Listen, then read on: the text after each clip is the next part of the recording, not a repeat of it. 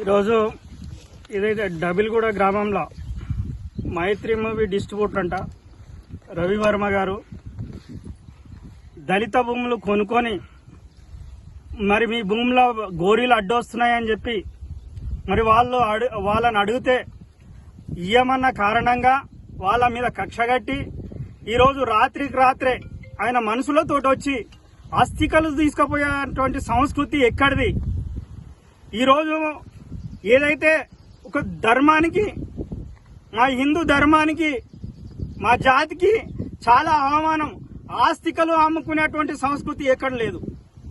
మరి ఈడు ఈ రకంగా గోరీలు తీయమని ఇట్లా హింసించడం, ఒక మాదిగలని చెప్పి మీరు ఇక్కడ ఉండొద్దని చెప్పి వాళ్ళ పూర్వీకులు సంపాదించినటువంటి పట్టభూమిలా వాళ్ళు పెట్టుకున్నటువంటి గోరీలను ధ్వంసం చేసి వాళ్ళ ఆస్తికలు తీసుకుపోవడం ఎంతవరకు సమాజం అని చెప్పి ఈరోజు మేము అడుగుతా ఉన్నాం. వాళ్ళు బొక్కలు కావాలంటున్నారు.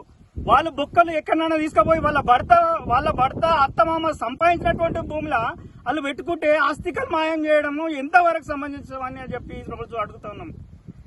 దయచేసి ఇప్పటికైనా రవివర్మ గారు, నువ్వు ఆ బొక్కలను ఎక్కడ దాచుకున్నావు, అవి తెచ్చిస్తే వాళ్ళు దాన సంస్కరణలతో పాటు గోరీలు కట్టుకుంటారు. దయచేసి ఆ యొక్క అస్థికలు ఎక్కడ పెట్టినావో తీసుకురావాలి. లేని ఎడల రేపు నిన్ను జైలు వేసే వరకు కూడా డబిల్గూడ గ్రామంలో నువ్వు ఉన్నటువంటి ఆస్తుల మీద నువ్వు రావని చెప్పి గిట్టంగా హెచ్చరిస్తున్నాం. దయచేసి ఎక్కడున్నా నువ్వు రావాలి.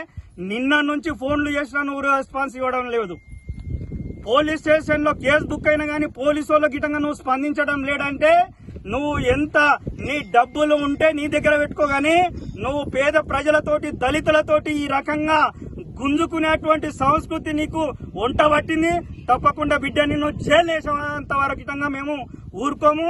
నువ్వు ఈడ కొన్నావు కదా భూమి, నీ భూమిలోకి ఎట్లొస్తావో రా బిడ్డ, మేము చూస్తాం ఇక నీ సంగతి.